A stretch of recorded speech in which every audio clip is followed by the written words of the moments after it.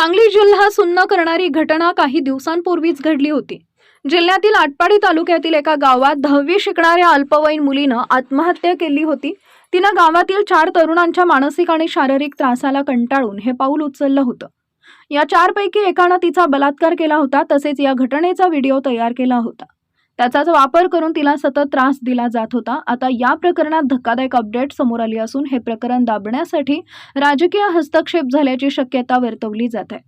या प्रकरणात तपास होण्यासाठी भाजप आमदार गोपीचंद पडळकर आणि त्यांचे बंधू ब्रह्मानंद पडळकर यांचे कॉल डिटेल्स गृह विभागानं मागवावेत अशी मागणी एकनाथ शिंदे यांच्या शिवसेनेकडून आता केली जाते। याबाबत आटपाडी पोलिसांना निवेदन देण्यात आल्यानं एकच खळबळ उडाली आहे।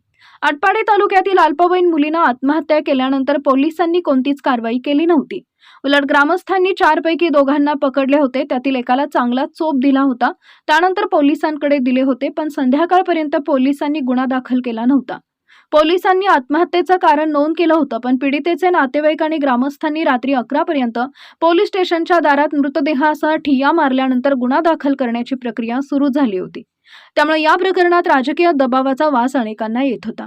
आता तर शिवसेनेनंच याबाबत संशय व्यक्त केला असून थेट पडळकर बंधूंकडे बोट दाखवलंय।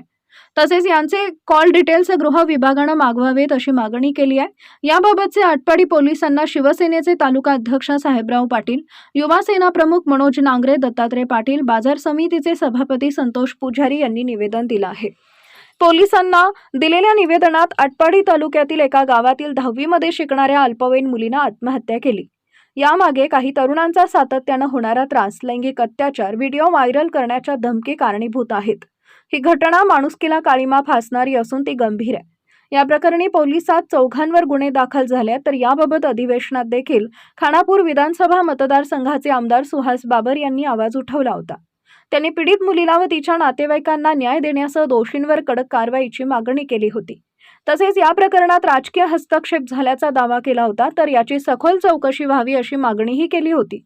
त्यामुळे आता या घटनेत कोणाचा हस्तक्षेप का हे उजेडात आणण्यासाठी पोलीस निरीक्षकांचे आधी कॉल डिटेल्स काढावेत।